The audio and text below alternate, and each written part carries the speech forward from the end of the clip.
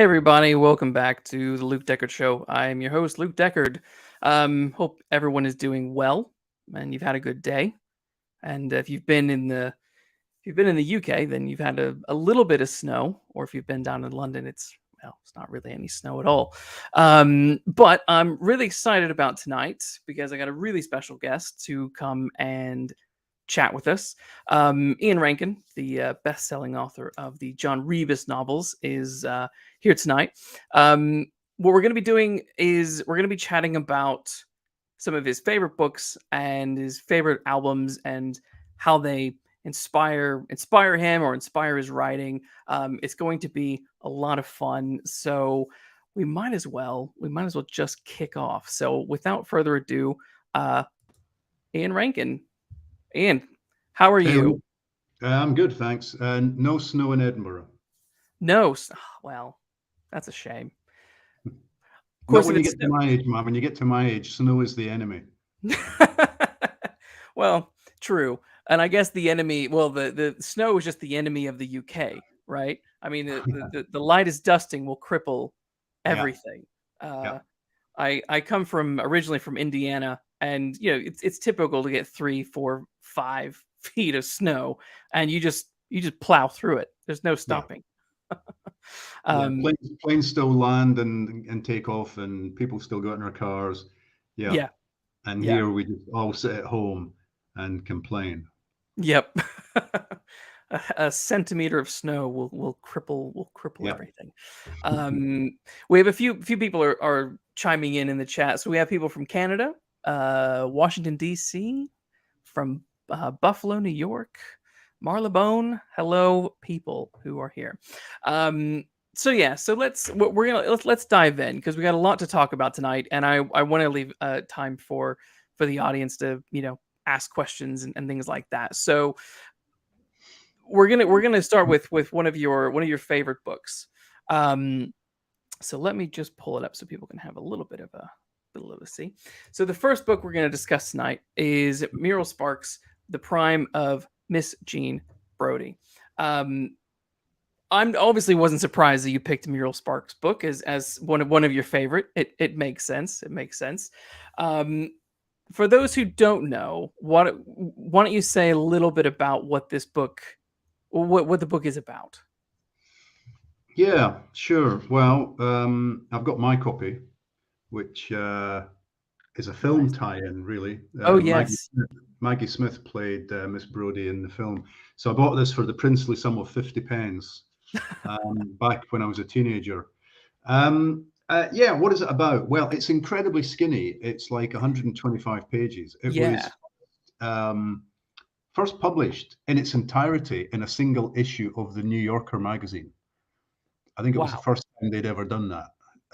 So that was how it first appeared. And I've actually seen that magazine. And, you open up the front cover of the magazine and there's the story. It says The Prime of Miss Jean Brodie. There's no mention of who the author is until you get to the very end. And then there's a tiny little writing at the bottom of the page. It says Muriel Spark. It's a great novel. It's a TARDIS. It's a TARDIS. It's much bigger on the inside than it is on the outside. So don't be deceived by the length of it. I must have read this book a dozen times, maybe even 24 times, and I would gladly sit down and read it again tomorrow. And I would get something from it that I hadn't got from any of the previous readings. There's always something new to discover in the book. Ostensibly, it's a book about some girls at a fairly posh school in Edinburgh between the wars, between World War I and World War II. And they're growing up. They're growing up under the influence of this incredibly charismatic teacher called Jean Brodie, who keeps telling them she's in her prime. She's in the prime of her life. And she tries to manipulate the girls, mold them, control them. She's a fascist, which doesn't help. And she wants one of them to go off and have an affair with the art teacher because she is scared to have an affair with the art teacher herself, etc., etc. And then one of the girls starts to turn on her and betrays her. It's beautifully written. It's funny. It's poetic. It's sad. It's dramatic. It's clever. There's all kinds of time shifts that Spark uses in it. She's an experimental writer. She's a deeply serious writer, and it was turned into a pretty good movie. Yes, yes. Which is actually on. I mean, I went to look for it because I was interested in the film as well, and it was kind of difficult to find, but it is available on YouTube. It's on YouTube for free. Whether that's legal or not, I don't know. Yeah, Uh, but it is there on YouTube. I don't know who owns the film now or whatever, but you can watch it there. yeah. Uh, Okay. Miss Jean Brodie is a fascinating character, I think. And doing, having read it and doing a little bit of extra research, she sees herself as sort of, she almost comes across as kind of like a godlike figure, I guess. I mean, do you feel that way, that she sort of transcends morality and does, is on kind of a higher plane than everyone else? No, I don't think any of that. I mean, I think she at heart, she's a dangerous person. Mm, It's dangerous to have ideologues like this, mm, teaching our young people and putting terrible ideas into their heads. I mean, one of them goes off to fight in Spain and is killed and stuff like that. And yeah, so, yeah, she's responsible for a lot of bad stuff. But maybe I don't know what you were like at school, Luke. I'd one or two teachers who were charismatic and who carried us along, and we would have done anything for them. We would have almost laid down our lives for them.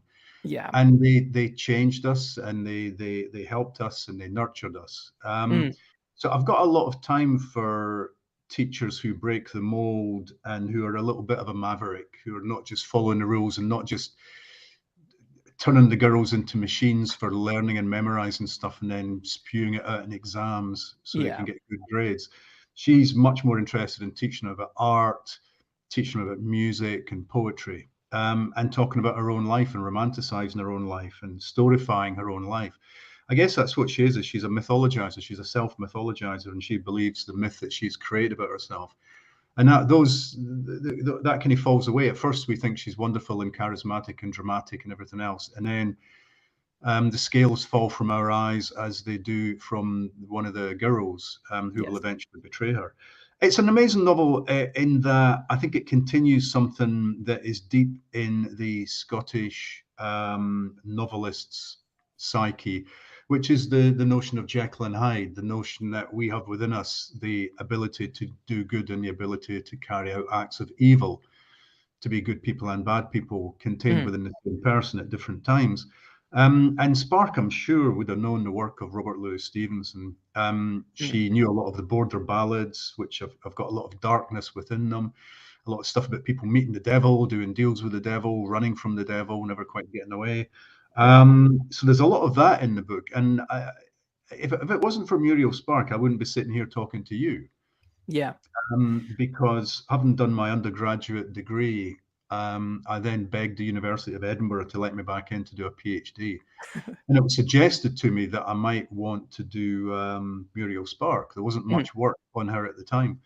So I applied and I was given 3 years of funding. And I used those 3 years not to do a PhD on Muriel Spark, but to write my own books, yes, yes. funded by the taxpayer. I mean, as you do. And the second, yeah, the first book was never published. Second one was published eventually as The Flood, and the third one, written during my PhD time, was the first Rebus novel. Yeah. So without that funding to do a PhD, maybe I would never have written the Rebus book.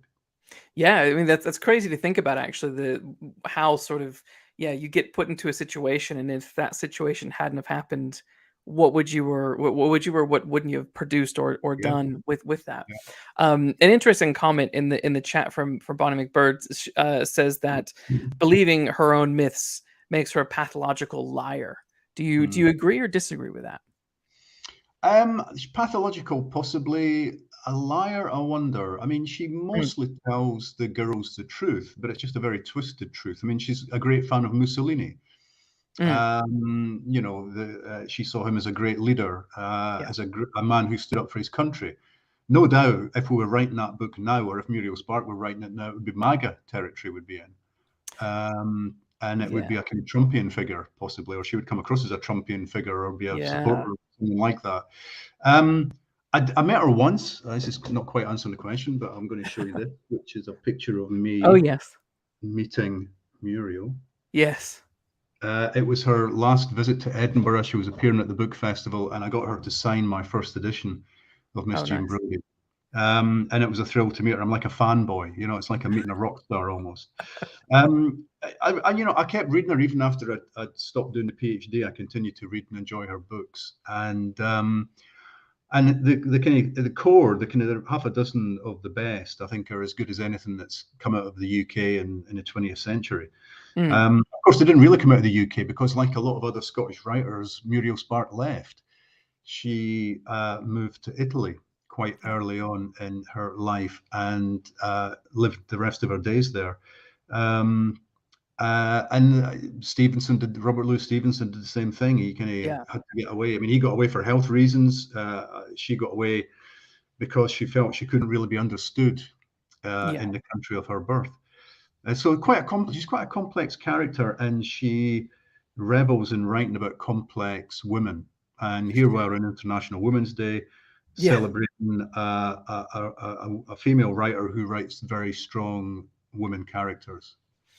Yes, it's kind of on that point. Then thinking about the girls that she's kind of shepherding throughout the novel, what do you think it means for one of the girls, for Sandy, to ultimately betray her and sort of expose her lies and the affairs and things like that?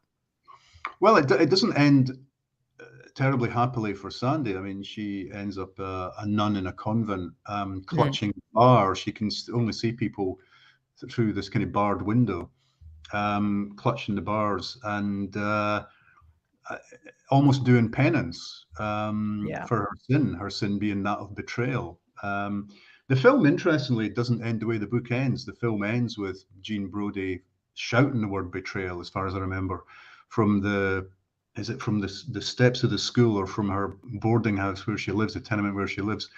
So they kind of hammered that home as Sandy is walking away, that there is that sense of betrayal. And so Sandy has to atone for that for the rest of her life, and does so by becoming intensely religious. Something she hasn't seemed to be at school. At school, she was a bit of a dreamer. Some of the funniest bits of the book are when the girls are imagining Miss Brodie's love life and writing fake letters and things as if from lovers to Miss Brodie or from Miss Brodie to her lover. Miss Brodie saying, "Once again, I would like to congratulate you on your dancing as well as on your sexual intercourse." She writes to one lover. It's that kind of brilliant thing, because it's like schoolgirls not quite using language in the right way, over egging the pudding, as it were. But so there are these intense moments of lightness in the book, but it's all playing out in an Edinburgh which was basically denuded of men because the First World War had killed so many of them, that this is a society that's almost run by women. And that's a really interesting take as well. That this is in some ways is a book about the war. It's about the loss. A lot of the female teachers we meet have lost partners or loved ones or whatever in the war. And Miss Brodie is not untouched by that. So it's 125 pages, man. How much can you shovel into a book? And she was a poet, Muriel Spark. When she died, on her gravestone it just says Poeta, Muriel Spark, poet. And she writes with the concision of a poet, and has that beautiful crystalline quality to her prose, and very tongue-in-cheek at times, and very waspish and impish, and a satirist. She felt that the times that she was writing in demanded a kind of harsh Juvenalian satire. And she did write some pretty bleak books. I mean, her bleakest book, I almost chose it over Miss Jean Brodie, is The Driver's Seat. If anybody knows Miss Jean Brodie and wants to dig a little bit deeper, try The Driver's Seat, which is one of the strangest and most terrifying crime novels I've ever read, and it comes in at under 100 pages. Wow. Kind of on that, because I've read where you did once say that that Spark kind of dipped into crime in writing her books. I'm assuming that particular book is that what you were referring to, that book, and what is it about it that's sort of crimey? Well, I mean, I've not read that. Yeah, no, she has things where people are burying bodies in the garden and people they bumped off. She's got jewel thieves. She's got in the driver's seat a woman who's out to become. She wants to be front page news. She's a nobody, and she wants to be front page news. She wants to be part of a scandal. There are all kinds of, and as I say, Spark was influenced by the Border Ballads, and the Border Ballads have got a lot of kind of dark stuff happening in them. Yeah. I mean, one of her books involves a young Scottish guy who goes to London and he tells everybody he's the devil, and he certainly acts like the devil. And he's got 2 little bumps on his head where he said his horns were removed. It's called the Ballad of Peckham Rye, and so you get the fact, you get the notion this is based on a ballad, or could be a ballad in novel form. So yeah, it permeates her books. She's got a book that's based around the disappearance of Lord Lucan, who really did disappear after murdering the family's nanny. She's got books about forgery, where forgers are uncovered. She uses the tropes of crime fiction to good effect. Yeah. Do you have with back to the Prime of Miss Jean Brodie? Do you have a favorite line, maybe, or something that kind of always sticks out in your mind that kind of, as I say, lives rent free in your mind? Let's have a look. I mean, this is my copy that I've written in. I've scribbled in it all over the place. But have I scribbled down favorite lines or not?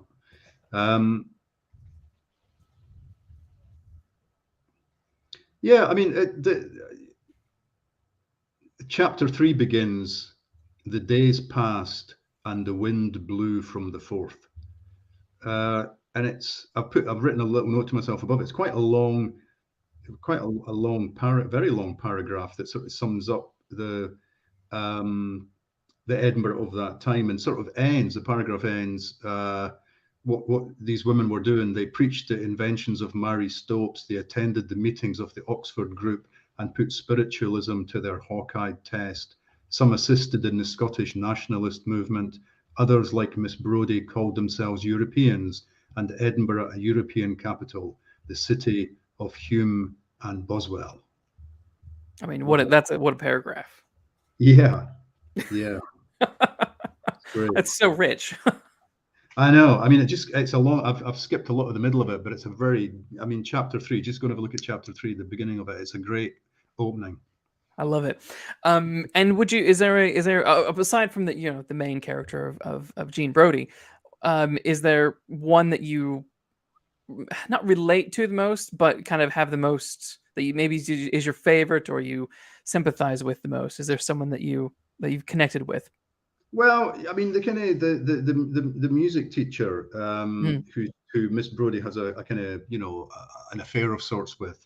I felt really sorry for him because he's like a stand-in for the art teacher who's kind of dark and brooding and dangerous. And the music teacher is none of these things. He's a very sort of simple Scotsman. Yes.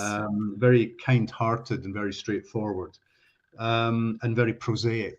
Yeah. And but he'd do anything for her. I just felt really, really sorry for him. But no, I guess a lot of people would go for Sandy Stranger.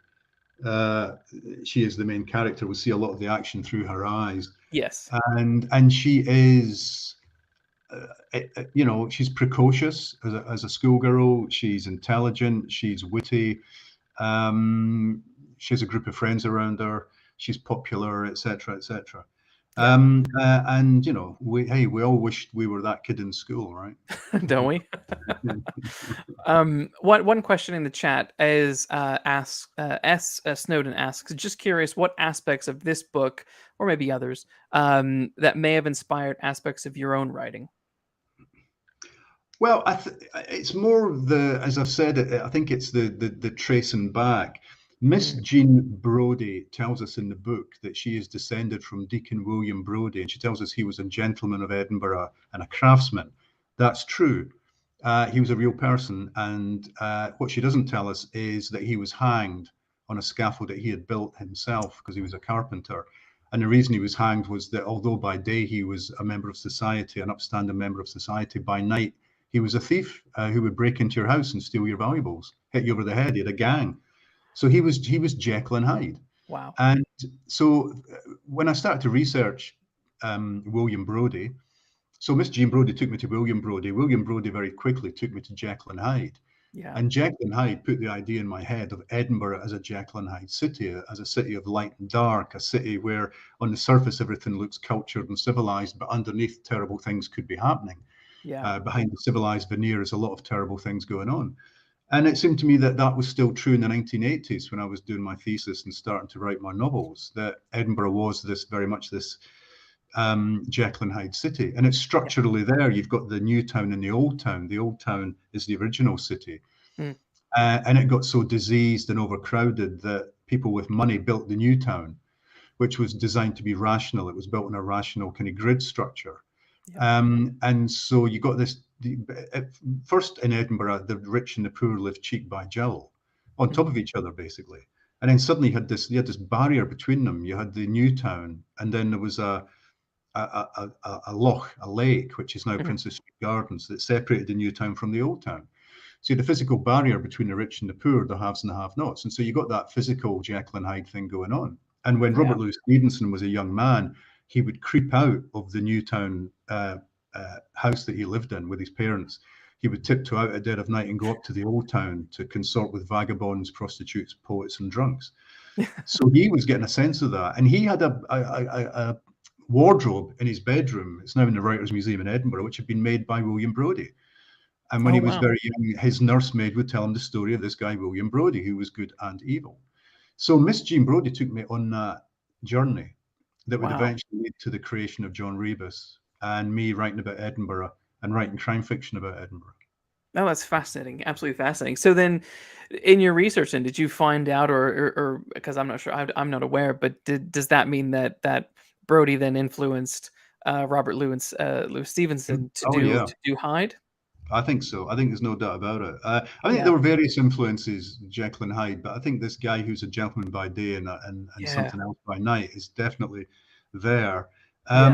But there was also a Scottish doctor called Hunter who had moved to London and had a practice in London, as does Dr. Jekyll. Dr. Jekyll doesn't actually live in Edinburgh. He lives in London. And this Dr. Hunter was consorting with grave robbers, and he was experimenting on the dead and all kinds of things. And there's a museum in London you can go to, the Hunterian Museum in London, and you'll see some of his experiments. Things like trying to grow teeth so that people could have teeth implanted when they lost them, rich people who lost their teeth.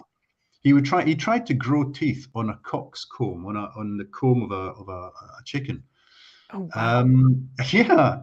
That's bonkers. He was crazy. And so his wife would be entertaining in the front room, and she entertained people. I think Handel, the composer, came to the party and stuff. So she'd be entertaining people of high society. And back in the laboratory, there would be Dr. Hunter taking the latest lot of bodies in from the body snatchers. Oh my gosh, that's great. I love that. Okay, let's move on, because just conscious of time, and we have a lot to get through. But so we're gonna move on to one of your top picks for one of your favorite albums, and it was Brian Eno's "Music for Airport." It's Eno, right? Not Eno. Eno. My bad. I Good Lord, man. I know. What have I done? So this is an interesting. Oh, you've got the album there. Yeah, and I paid £3 for it in York. How long ago? Yeah, it was a long time ago. But it's in A condition, and all records carry a money-back guarantee. Ambient one. I got into Eno very early on. Brian Eno was an original member of Roxy Music. He played keyboards, although he wasn't really trained to play keyboards. He would just make interesting noises. And he's continued to make interesting noises all his professional life.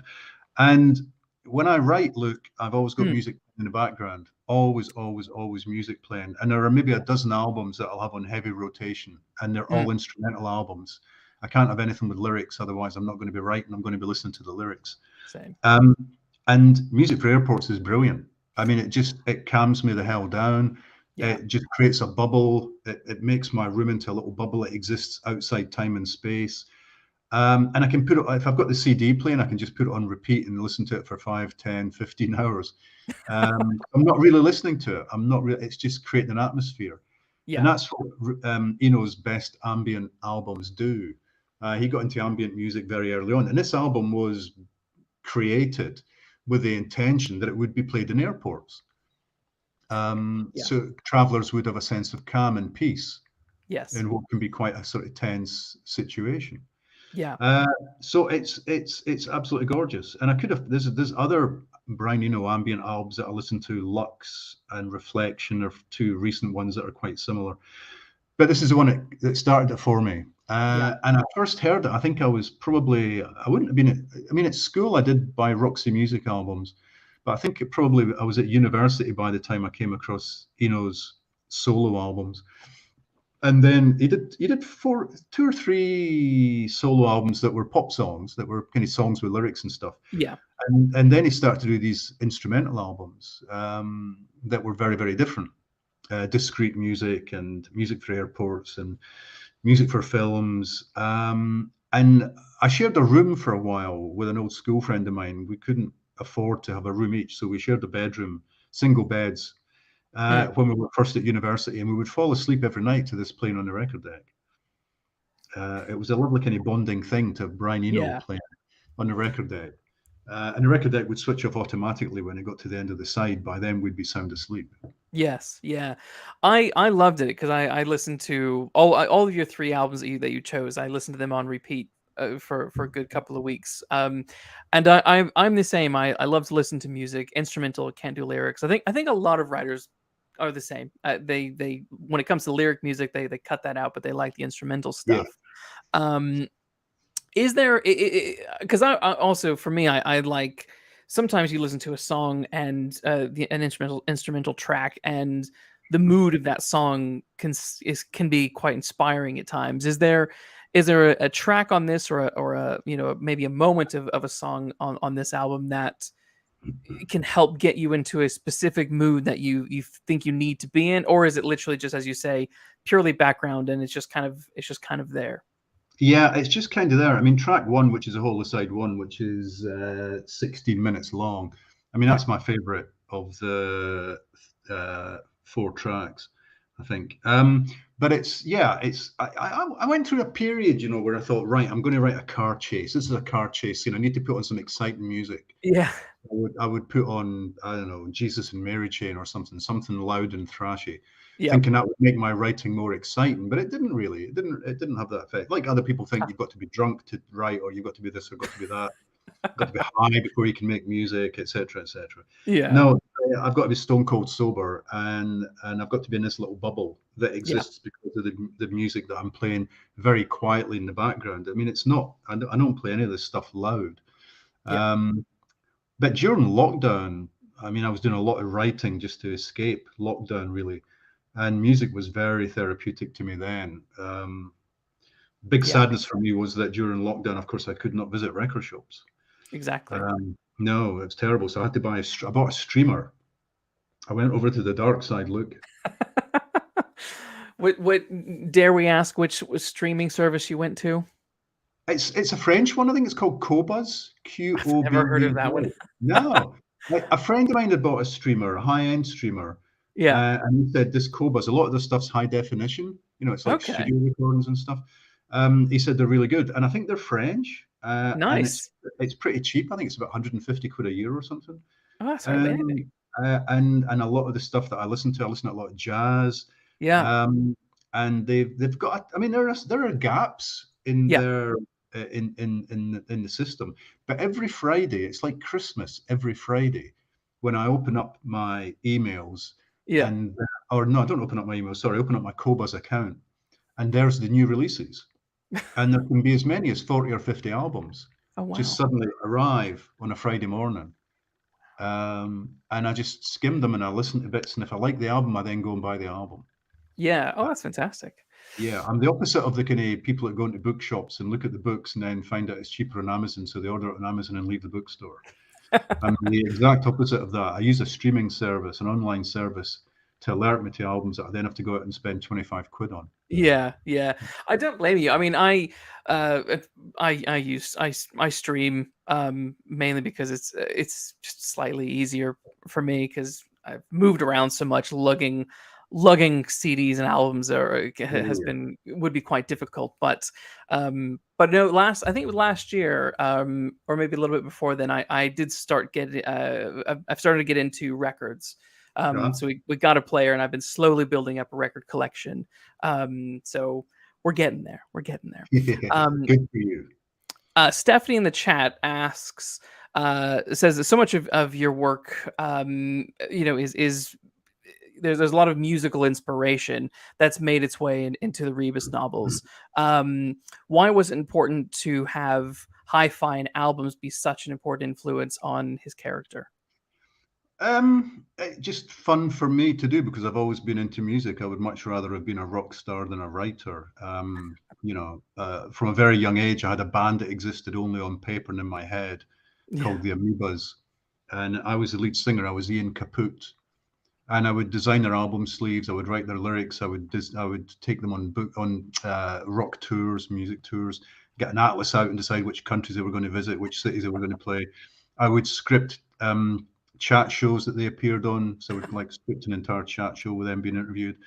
I just did all of this in my bedroom when I was a kid, and I just wanted to be a rock star, but I had no musical ability, and none of my friends wanted to be in a band. So that was that. It just had to be in my imagination that I became a rock star.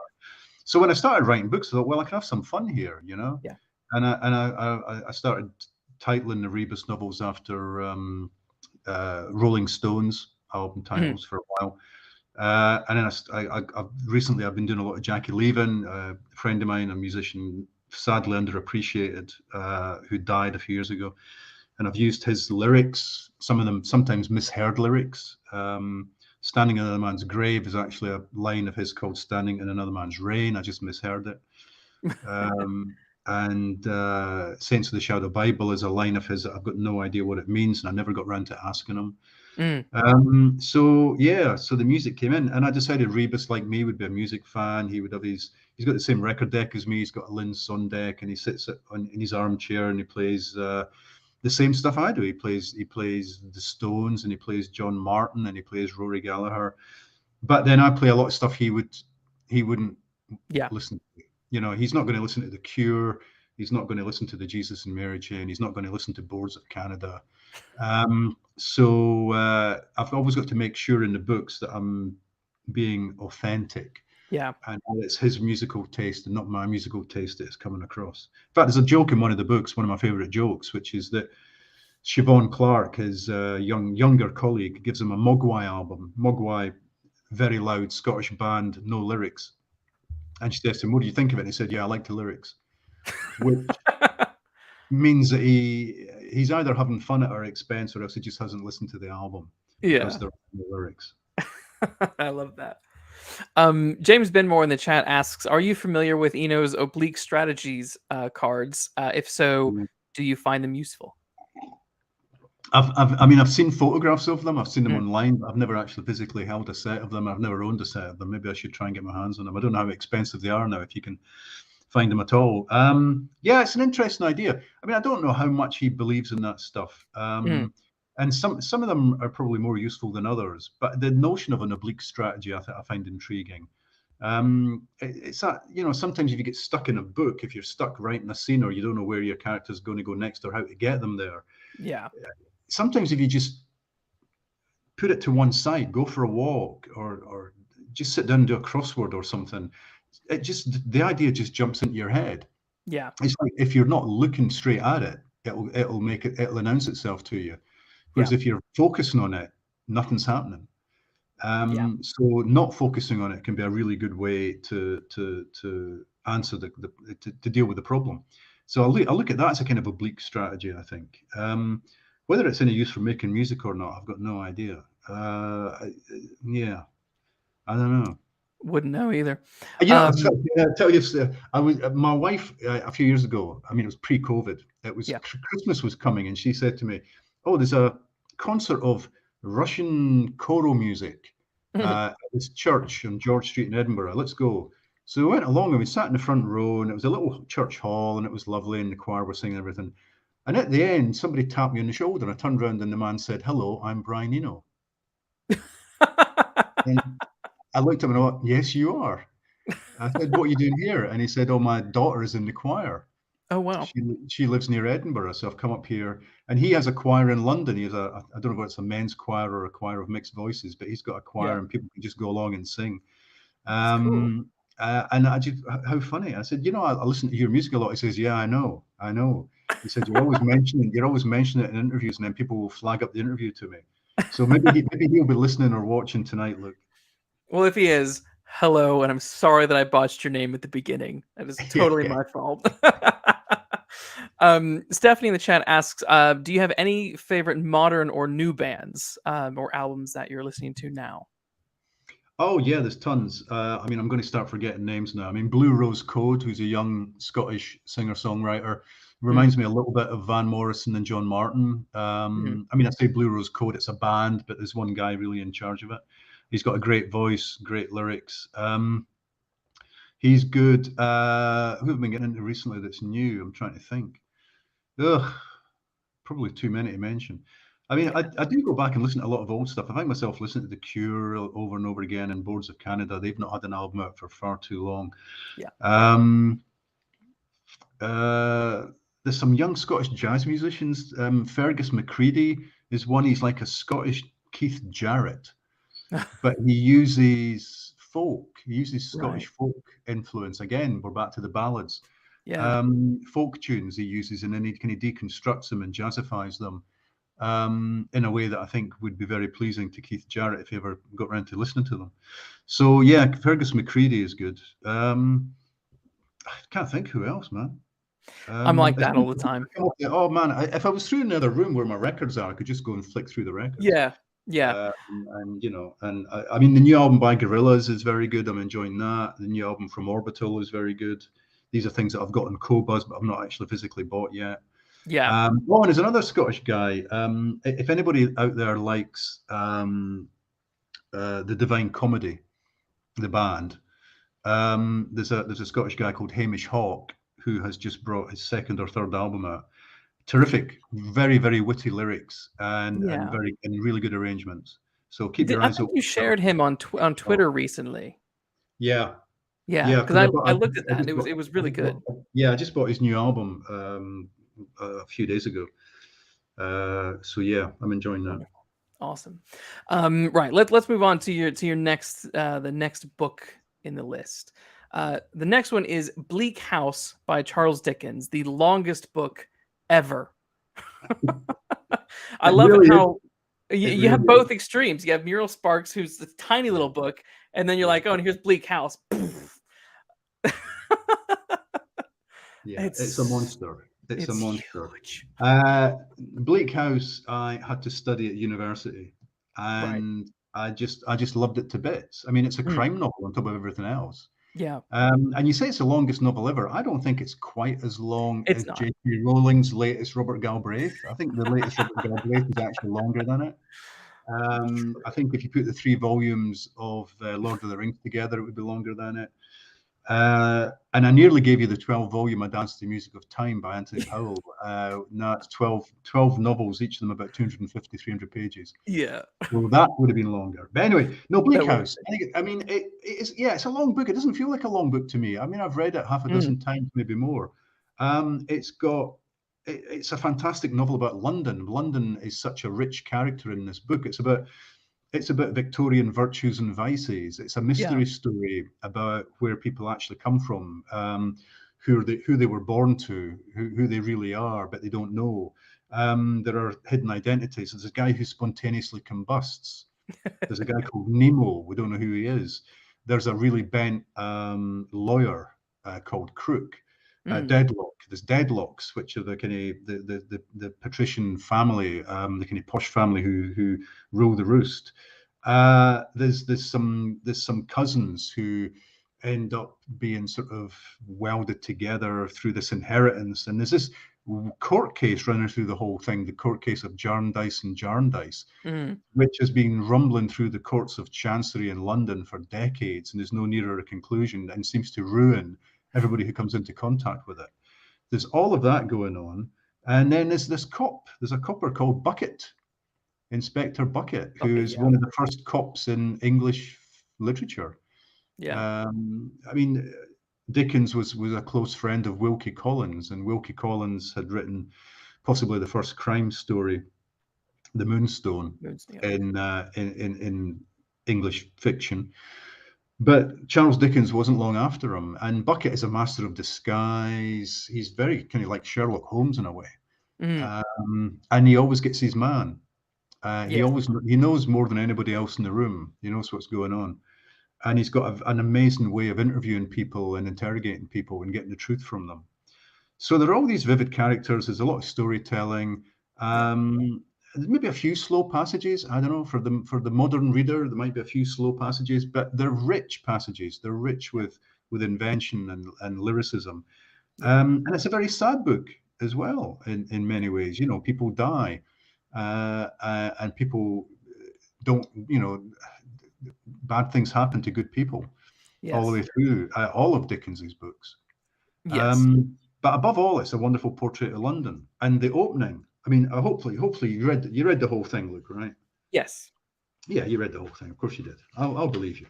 But the opening is a very long it's a very long description of London. Mm.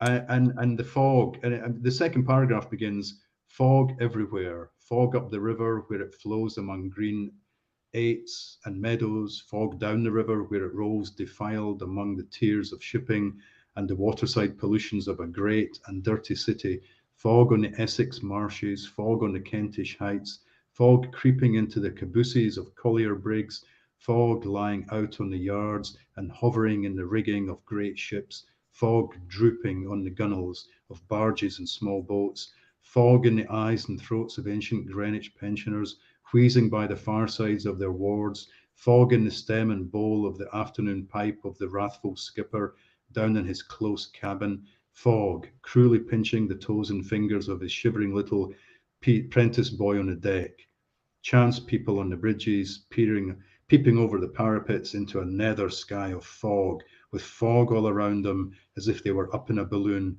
and hanging in the misty clouds. Come on. I mean, I agree. I mean, it's wonderfully it's wonderful writing. It's evocative. It's It is. incredibly evocative. It sets the scene. It's almost like a film. He's almost doing it like a film. He's going, right, we're going to cut to this, we're going to cut to that, we're going to cut to that, we're going to Yes. cut to that. And we're eventually going to take in the whole country. And it's a Yes. book that takes in the whole of society from the very top to the very bottom and Yes. shows the linkages.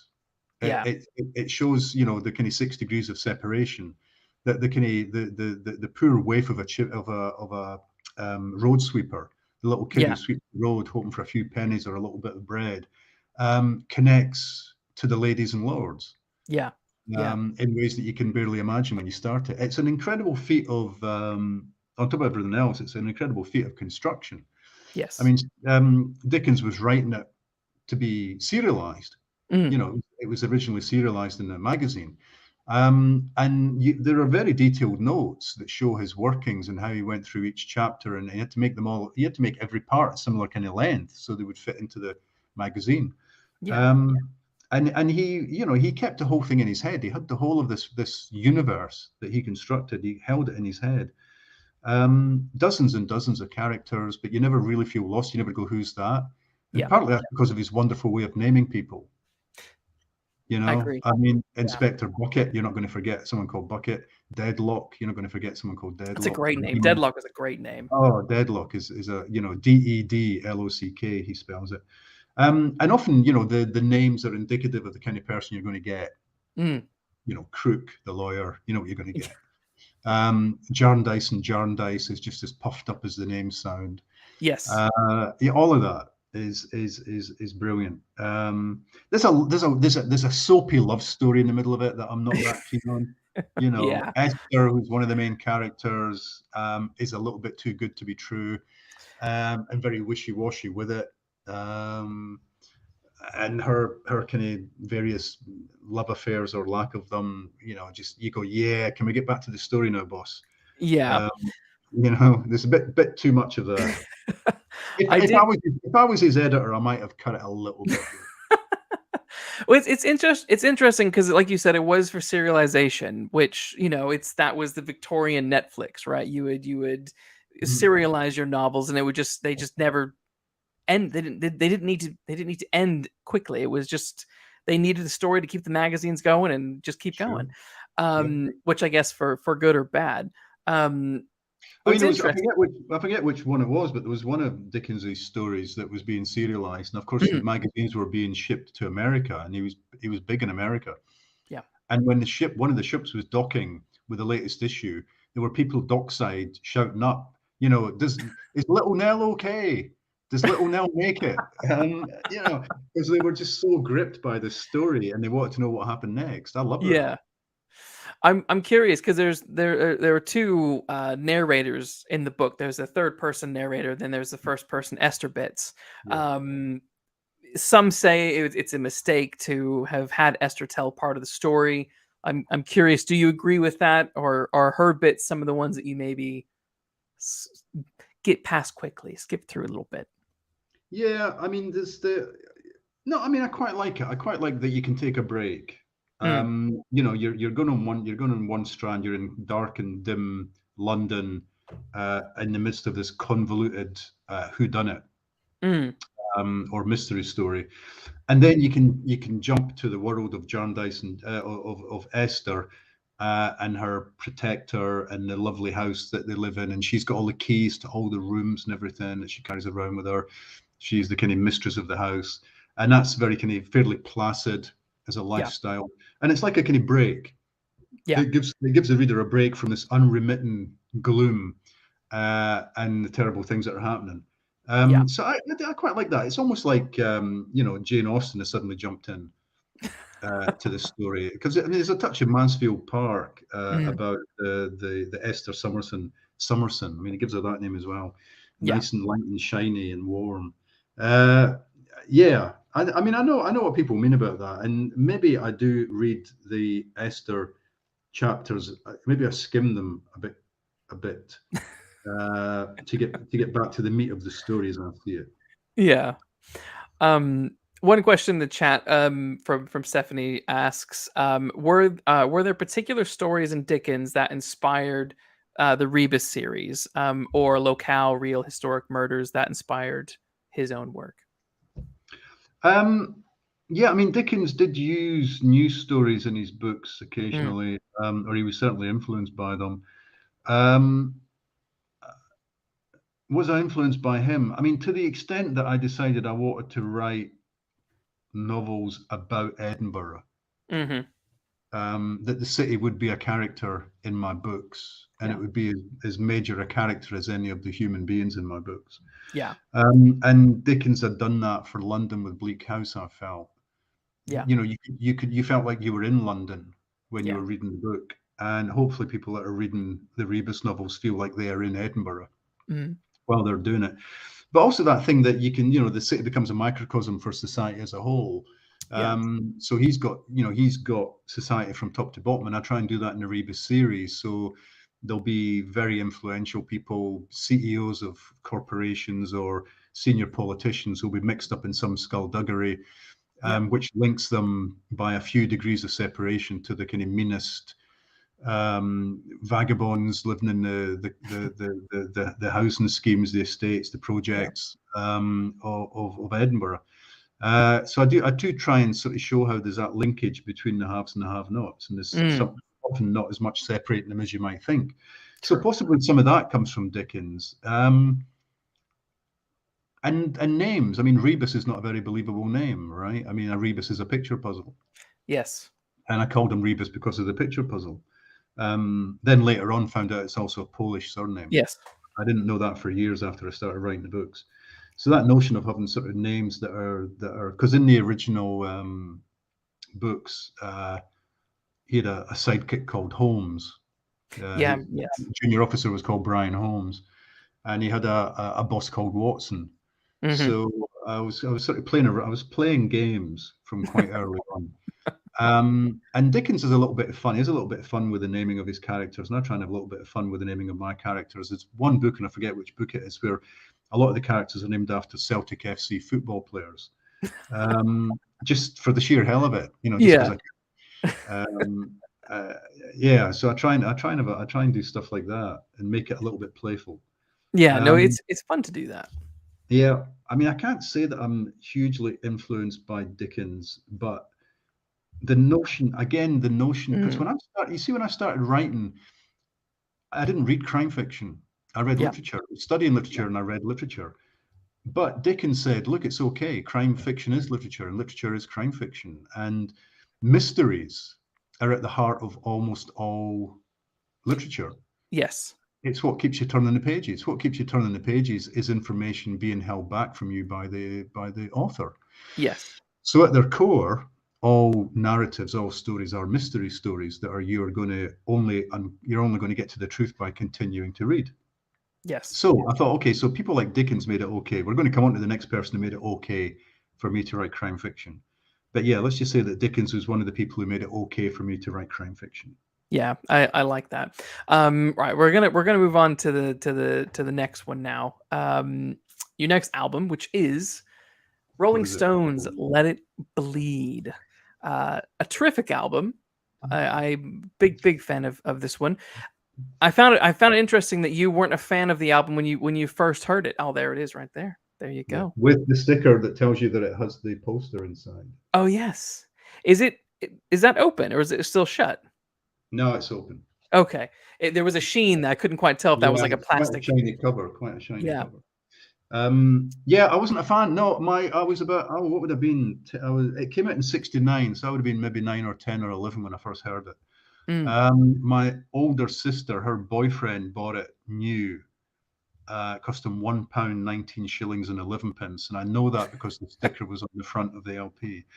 And so it was through him that I first heard it. But no, at that time I was, like 9, 10, 11 years old. I was into T-Rex and Slade. I was into kind of teeny bopper music, shiny kind of 2-minute pop songs. And this was dark and grungy and seedy in a world that I just didn't understand or comprehend at all, that the Stones were writing about. But something about it got under my skin. And eventually when I got to university, I bought my first copy of it. And then I bought it on CD, and it's one of those albums that's always been there. And I can still listen to it and really enjoy it. I think there's not a duff moment on it. And then I discovered later on, I grew up in Fife, which is a bit of Scotland on the east coast between Dundee and Edinburgh. And I found out that a founder member of the Rolling Stones was also born in Fife. His name is Ian Stewart. He was their keyboard player, and he plays on this album. Oh, wow. So originally there were 6 members of the Rolling Stones, but their management persuaded them that 6 was too many for a boy band. And so although Ian Stewart remained a member of the band and played with them at gigs and played on all their albums, he never featured in photographs. It was just the 5 members that we got. So he was off to one side for a lot of his life, and he became the road manager as well. But yeah, I just thought that I just loved that tiny little connection, between me and the Rolling Stones. Right. Anyway, it's one of the seediest albums ever made. The songs are about rape, they're about drugs, they're about more drugs, they're about kind of dissolute aristocratic people. They're about there's one about the Boston Strangler. It sort of captures a moment that was almost the end of Woodstock, the end of the Summer of Love, the end of the hippie ideal. And the Stones kind of brought that to a close, partly through the gig at Altamont that they played where somebody was murdered by Hell's Angels. Right. And partly by coming up with albums like Let It Bleed, which seemed to be about the end of a dream. I mean, if you look, you've put up the front, I think it's fascinating because the front of the album looks like that. It's nice and shiny. It's cake made by Delia Smith. If anybody knows who Delia Smith is, she's a famous kind of cookery writer. She actually created that cake. Oh, wow. So but when you turn it over to the back, the cake is absolutely destroyed. Oh, there you go. And the record is smashed, and there's, Yes. So it's like the kind of shiny stuff, turn it over, everything's coming to an end. Everything's getting smashed up. And that was the way the world was moving at that time. We were having riots on the streets. We were having the Paris protests. It seemed like revolution was in the air. Yeah. And the Stones tapped into that. They tapped into that kind of darkness with a certain kind of satanic glee, I would say. Satanic glee. If say like the Beatles were golden age fiction, would you call the Rolling Stones hard-boiled at this time, with this transition of pulp, maybe pulp? Yeah, kind of, or noir, something like that. Definitely. I mean, they like to portray themselves as the rebels, the mavericks, everything else. They were actually quite nice middle class kids. Ironically, the Beatles, who were the ones in the smart suits looking sharp and grannies loved them, were the working class roughy tufties. Yes. Who had gone to Hamburg and worn leather jackets and been like kind of Teds almost, being like a biker gang. But the roles were reversed in the public imagination because that was the way the media portrayed them and the way their record companies portrayed them. And the Stones always had a lot more blues going for them than the Beatles did. And there's a lot of the blues on this album. I mean, they've made a career by lifting songs by better people. A lot of black blues musicians from the early days didn't always get the acknowledgement. Latterly, they did get the acknowledgement. But also there's a little bit of country music on here, Country Honk, which became Honky Tonk Women. It's got some fantastic kind of bluegrassy fiddle on it. They were kind of stretching themselves. I mean, you can't always get what you want. Is it 8.5 minutes long or something and has a full choir on it? Midnight Rambler is taking a real crime story, the Boston Strangler, and turning it into a song that seems to say something about the times that they were going through. Let It Bleed has people sort of injecting. You can bleed on me. We all need someone to bleed on. I mean, it's just it's a cesspit. And I apologize unreservedly for putting you through it. No. I enjoyed the album. I think it's a good. I have no problem. I had fun with it. Why is it that would you say that Rebus would maybe listen to this versus say the Beatles? Is it because of that? Because he comes from that darker world? Well, no, it's because of that. When he was growing up, these were the bad boys. The Stones were the bad boys, and the Beatles were the good boys. And Rebus was an outsider. He would like to think of himself as one of the bad boys. As a maverick, someone who's not going to play by society's rules. He's an existentialist cop in a loner world. So he would immediately be attracted to the Stones rather than the Beatles, I think. The Beatles just too, the tunes were too clean and perfect, probably.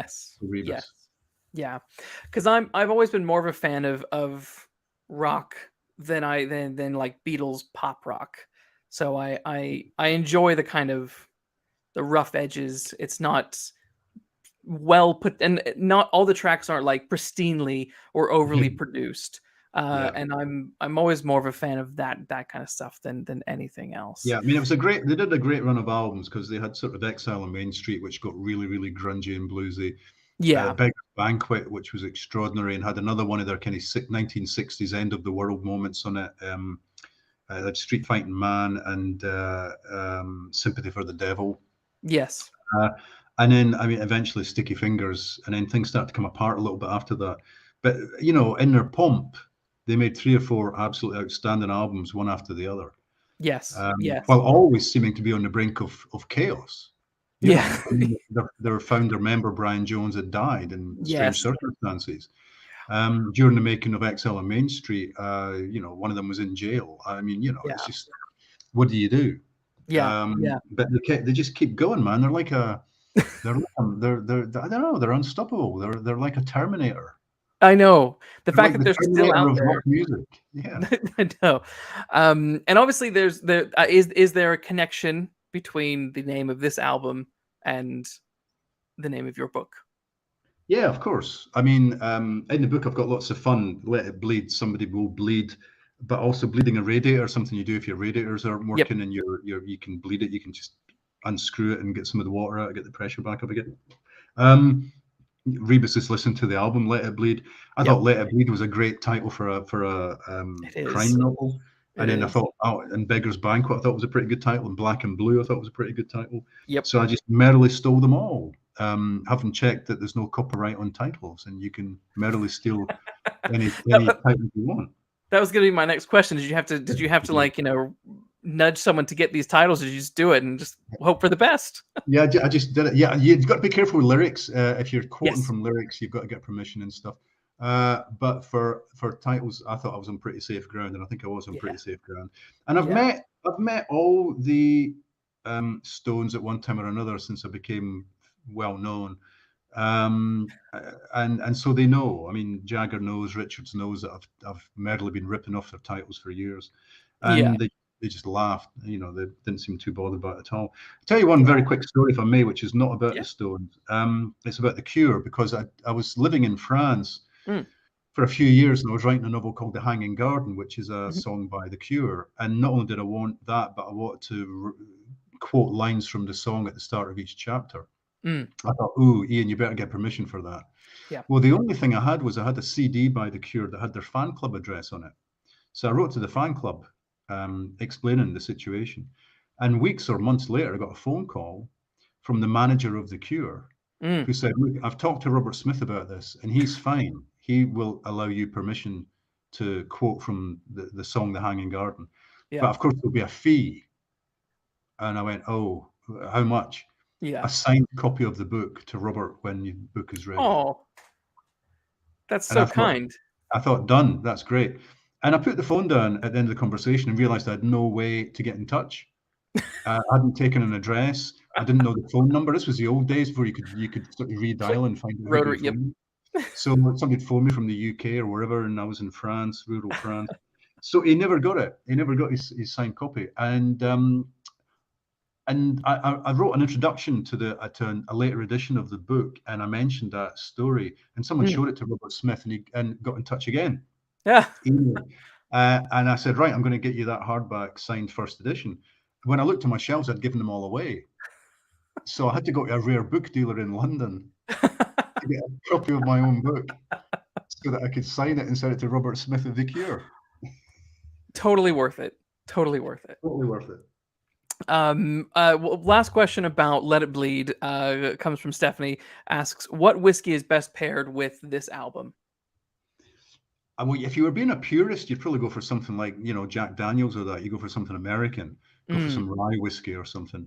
I would go for a very, very smoky, peaty malt, something, a late night whiskey. So a Lafroig, a Lagavulin, an Ardbeg, a Caolila, maybe something like that with a lot of peat, a lot of smoke, and something that's going to linger long in the memory.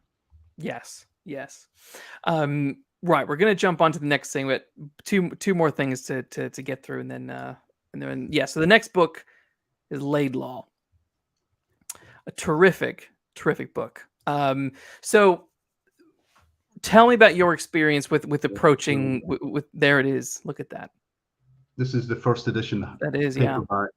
I couldn't afford hardcovers back then. This cost me the princely sum of £1.50. But I did get William McIlvaney to sign it to me. Oh, wonderful. So for Ian, all the best, William McIlvaney. Yes. Okay. Why this book? Well, William McIlvaney, this book was published in 1977.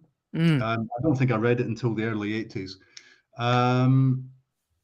And William McIlvaney was known to me as a literary novelist and a poet and a critic and everything else.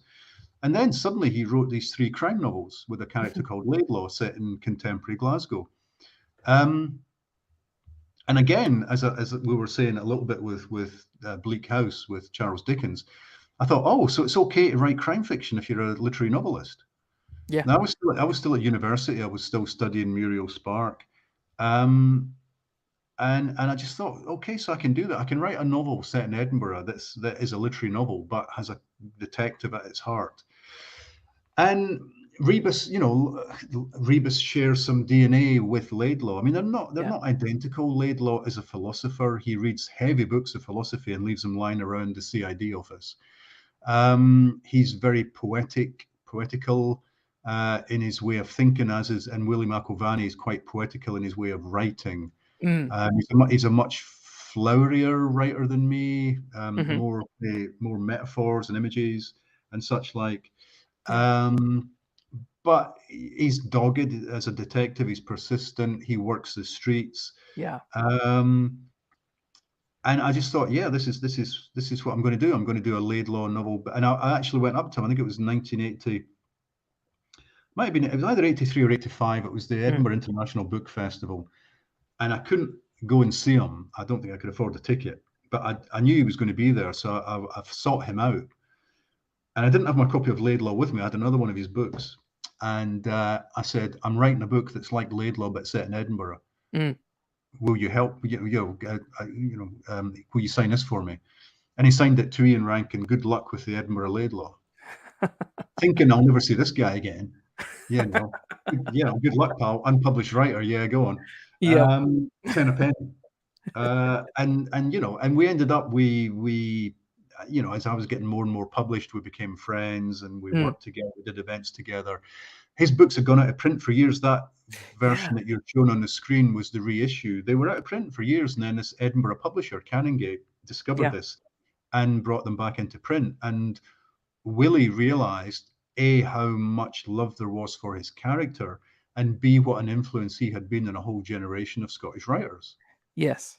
Because we all gave him quotes for the book, whether it was Val McDermott or Denise Mina or me or Chris Brookmeyer, whoever it was, we all gave them quotes because he had been a huge influence on us. And so he had this lovely third act in his life, in his 80s, basically, late 70s, early 80s, where he was going along to festivals and getting full houses, getting several hundred people coming to see him, wanting to hear about this guy Laidlaw that he had basically put to one side, thinking, well, I'm done with him. So it's quite a straightforward crime story. It's fairly linear. Yeah. It plays fair. There's not a lot of whodunit. There's not a lot of puzzle to solve. Yeah. It's a story about desperate people and the measures they will resort to. Yeah. And it's a story about what a city can do to people. Yeah. And the fact that in a city like Glasgow, especially at the time that Willie's writing about, if you weren't wearing armor, kind of psychological armor, then you were going to become prey. Yeah. So everybody was trying to look tough and act tough, because otherwise they were going to be the has-beens and the people who got picked on. Yeah. So there's a lot of macho stuff in it. It's a very macho book. You're not going to find many strong women characters in this book, or in any of the Laidlaw novels. But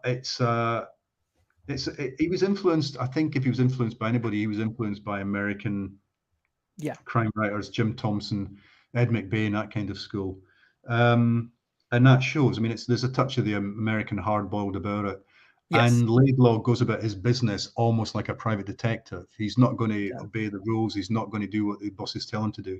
And again, I gave all that to Rebus. Yeah. So Rebus learned all that maverickness from Laidlaw.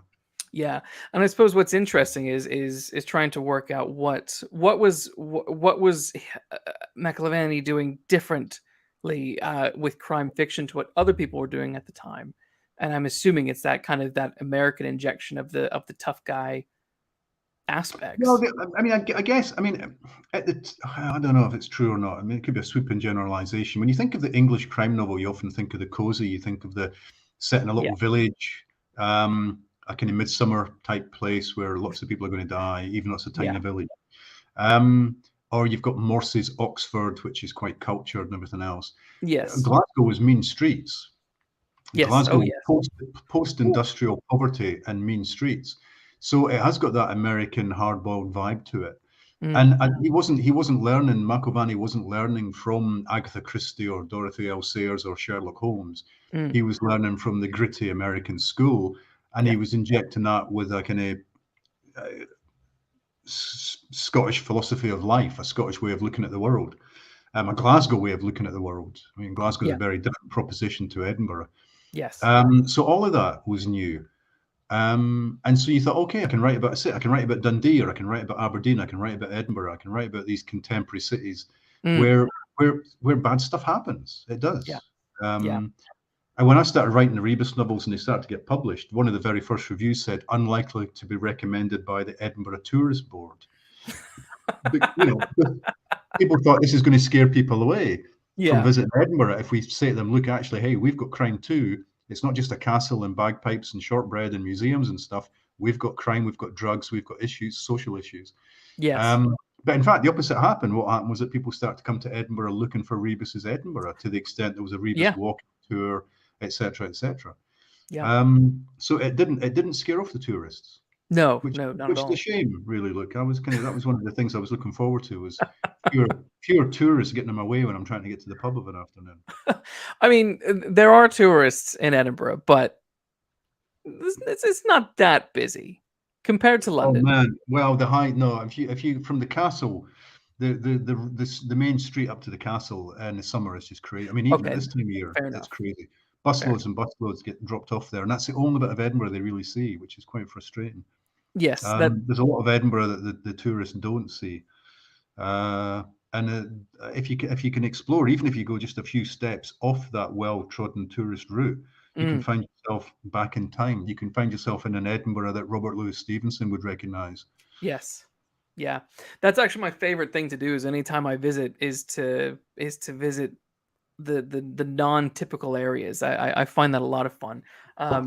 Or if you can wake up early enough or go late enough and you can go to the castle and there's nobody there, then you can get some pretty cool pictures. But a few questions in the chat about Laidlaw.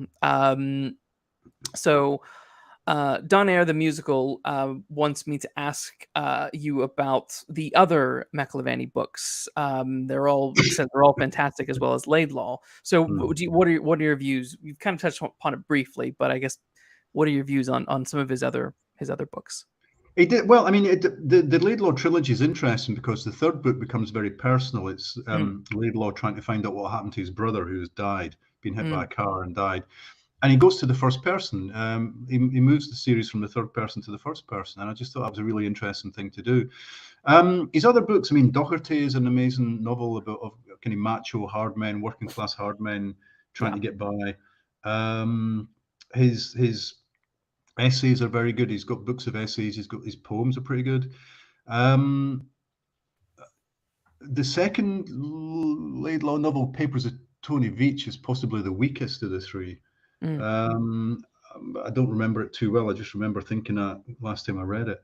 And then, of course, there's his extraordinary book, The Dark Remains, which he started writing late on in his life because he felt that he'd said goodbye to Laidlaw too cheaply, and there was more that he could have done with him. So he wrote some notes and some scenes for a book, and then promptly died. And his widow came to me with the notes and said, could I try and finish the book? And I mean, that was an act of homage, but also the thing for me was it had to read like it was his book. If you could see my style at any point in the book, then I had failed. So I was it was an act of ventriloquism, really, and an act of communion with the dead, to try and capture his voice and his spirit. And his widow wrote me a lovely letter when I delivered the book to her, and she said she couldn't see the join, and that she felt that I'd brought him back. Wow. So all the time she was reading that book, it was as though he was in the room with her. She could hear his voice. Wow. So that was a really powerful moment for me, and it was a really it was hard work, but I'm glad I did it. But I mean, he left notes for another book, but there wasn't enough for me to do anything with it. But maybe some other author can. Yeah, I mean, what was that like then? Like thinking back to you being a young kid, unpublished. You sign in your book. Good luck with the Edinburgh Laidlaw. To then you are finishing off you're doing what Robert B. Parker did for Raymond Chandler. Which is quite amazing. Yeah, I like to think I did it better.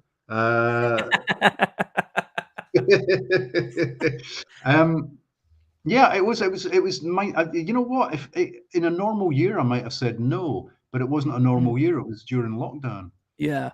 So Canongate, Willie's publisher, delivered this 100, 200 sheets of A4 paper to me, his notes, and just placed them on the doorstep and walked away. And I came out and picked them up from the doorstep and took them in because we weren't allowed to touch or meet at that time. Right. So the fact that I was locked away, I was desperately looking for things to do, something that would be an escape from Camp COVID, and immersing myself in 1970s Glasgow was the perfect escape. Yeah. One last question regarding Laidlaw and whatnot is Bonnie McBird asks, you mentioned Muriel Sparks and William McIlvaney both wrote poetry. Do you write poetry? Oh God! In fact, it's funny. Somebody asked me. I was at an event last night, and someone asked me that. No, I think the poetry has left my soul. I used to. I mean, I told you I started off as a kid writing song lyrics for non-existent bands. Yes. Well, the song lyrics eventually became poems. So the first things I was consciously writing and trying to get published were poems, but not having much success at it. In fact, I have no success at it. So then I turned to the short story, and I had some success getting short stories published. And I thought, okay, that's it, Ian. You're meant to be a prose writer, not a poet. But yeah, when I arrived at Edinburgh University, I joined the Poetry Society. There was all these student poets who used to write poems, and we'd read them out to each other. And we had a budget we were given by the university, which meant we could invite proper poets along to do readings, and we could pay them. So I was getting to hang out with all these amazing poets, some of whom I'm still in contact with and still go out to see and go for drinks with. But no, I don't think I could do it. I don't think there's nothing of the poet left in my soul. Now, having said that, until COVID came along, I did join a band briefly, and we were called Best Picture, and I did write their lyrics. So to a certain extent, I was back to writing poetry again. But then COVID came along, and we kind of fell apart, sadly. Yeah. Is there a chance of getting the band back together? Not much, I don't think. Everybody's doing different things now. Yeah. Some people moved away. Some people got jobs. Jobs. Yeah, I know. Those things. You know, Damn. Work. The curse of the drinking classes. Exactly. Fantastic. All right, let's go to the very last in the list. John Martyn's Solid Air. What an album to pick. Walk us through this one. There it is. Yeah, there it is in all its glory. Very, very well played. I mean, you can almost see the ringware on it from the gun being slidden out of the cover. In fact, the cover's coming to pieces. So the glue's coming off it. Okay, I'm at high school in Fife. Be about 16, 17 years old. I'm getting into punk. Punk has just come along. I like rock music. But a friend of mine, John Scott, who's still a friend of mine, has this album by John Martyn called Solid Air, and he lends it to me, and I take it home. And the first thing is the sleeve is amazing. What an extraordinary picture it is. What an extraordinary sleeve.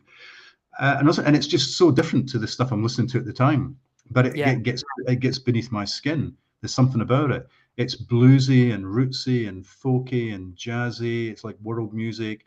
He's doing things with an acoustic guitar you don't think anybody can do. He's running it through echo machines and all kinds of simple electronics and stuff.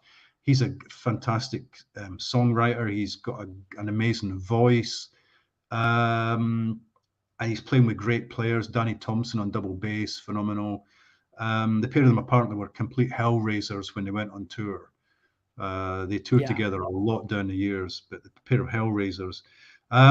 His personal life was completely screwed up. He was not the most pleasant person to be around, according to friends and lovers and one ex-wife. But gorgeous music, and it stayed with me, you know, and whenever I move anywhere in the world, and the first thing I do when I move to a new place is set up my hi-fi system. And the first thing I put on the hi-fi system is Solid Air by John Martyn. Because it's such a beautifully produced album that it'll tell me if the setup is right, if I've got the speakers in the right place, and if everything's plugged in properly. I just know from the first few notes. And just a couple of days ago, I've moved my streamer from one room to another room and got a pair of speakers for it. And the first thing I did was go to Qobuz and get John Martyn Solid Air and stream that. Just to check everything was okay. So and I saw him once play live, only once, in Edinburgh when I was a student, and he was stoned and immaculate. But yeah, so it's an album that defies categorization. It's unique. It's very much its own thing. Yeah. Was it one then that when the very first time you listened to it, you liked it, or was it a bit like the Stones where you didn't like it at first? What was the? It took a few goes. Took a few goes. And I think the reason I eventually bought it was just because, if I was going to be a friend of John's, my mate John Scott, then I should own this album. If he liked it so much, I should own it as well. Yeah. And it's got a song in it. Oh, hey, look, it's got a song in it called "Rather Be the Devil." It does, doesn't it? Rather Be the Devil. It sounds familiar. I nicked that one for a title of a Rebus novel. Yeah, that's one of the few titles in it I could use. And the title track, Solidaire, is apparently about his good friend Nick Drake, who was a singer-songwriter who committed suicide very young. And if it is a homage to Nick Drake, then it's an absolutely gorgeous one. It's an amazing piece of music. He's got this kind of slurry vocal delivery that not everybody likes. You can't always tell what he's singing, mumbling away and stuff. Yeah. Kind of almost like scat singing at times. But yeah, I mean, he seems to lose himself in the music, and if you give yourself over to it, then you end up losing yourself in the music too. No, I totally agree. I mean, when because actually, when you mentioned it, this was my first experience listening to this album and to John, and it won me over straight away. I didn't need to be convinced. It was Solidaire was great. Go Down Easy was great. Dreams by the Sea. Those are some of the tracks that I loved, and I totally agree with you. Like the way he's lost in the music, definitely. There is a lot of slurring, but you're kind of swaying with the music. It's just sort of, I don't know how to describe it, but I totally get that. If anybody wants an easy entry point, you could maybe try May You Never, which is one of his most famous songs. It's a beautiful, very positive song. And there's no tricks in it at all. It's just a great singer singing a great song with great guitar playing. Yeah. Yeah. Do you have a favorite track or a lyric from this album? Yeah, Solidaire's the title track is my favorite. I think when I went on Desert Island Discs, which is a radio program that I was on years ago, you choose 8 records you would take to Desert Island, and I said the one that I couldn't live without was Solidaire. Yeah. So that would be the one. Lyrically, I don't know. I mean, Rather Be the Devil, which is him ripping off an old blues song. Is pretty powerful. And May You Never is such a beautiful song. Any one of them would do me. Anyone would do me. Maybe not Man in the Station. I think that's one of the lesser ones. Over the Hill's great. The mandolin playing on Over the Hill is great as well. Yes. He's sort of, I think at the end of his tether, he's at the end of a relationship. He's a broken man, so he's going to go home. Going home over the hill. And you get the sense, is he over the hill or is he going over the hill to get home where he can pick his life up again? Are there any other song titles of his that you have been tempted to nick for other book titles? Yeah, I can't think of any off the top of my head. I used to have a list of titles of albums and songs by various people that I thought would make good book titles, but I tend to just wait for the right one to come along. They tend to come along when I need them. Yeah. When I need a title, there it arrives. I've still got a few Jackie Leaven lyrics up my sleeve that I've not used yet. Whether I'll ever get around to writing the books or not, I don't know. But I can't start writing a book until I've got the title, and the title may not end up being the final title. But for me, the title is the theme. The theme of the book is contained somewhere cryptically within that title. Yeah. So A Song for the Dark Times, which is actually a line from Bertolt Brecht. For me, the dark times were post-Brexit and post-Trump. That I thought the world was going to a very dark place very quickly. This was pre-pandemic. I didn't know how much darker it was going to get. No kidding. And Rather Be the Devil is about the temptation that comes our way from time to time to do devilish things, to be seduced by the dark side and to give into it. So that was a good one. Even Dogs in the Wild, which is a song by the Associates, Scottish band. That I just went, because what that song is about is basically saying that human beings often treat each other worse than animals do in the wild. Even Dogs in the Wild wouldn't do this, I think is the way the lyric goes. And it was about child abuse at heart, that book. And so it just seemed to me perfect. That Yeah. we human beings like to think of ourselves as cultured and civilized, but in some ways we're wilder than the wildest animals living in the forest. Yeah. Yeah. Yeah, I agree. I was gonna say, anyone in the chat, if you have any last questions, now would be the time to put them in. Otherwise, we're gonna wrap up here in a few minutes. So yeah, I suppose what's next for you at the moment? Because Oh my God. you're taking a bit of time, I think, between Rebus. I'm supposed to be. This is supposed to be my sabbatical year, right? It's Yep. supposed to be my year off. I'm going to go and do a lot of traveling. Yep. But suddenly, a few projects that were on the back burner have suddenly Mm, moved onto the front burner. okay. So at the moment, I'm just finishing off a novella, Ooh. London-based, not featuring Rebus. Crime though, crime and cops. But I can't say too much about that just now. Yep. It's not been announced yet.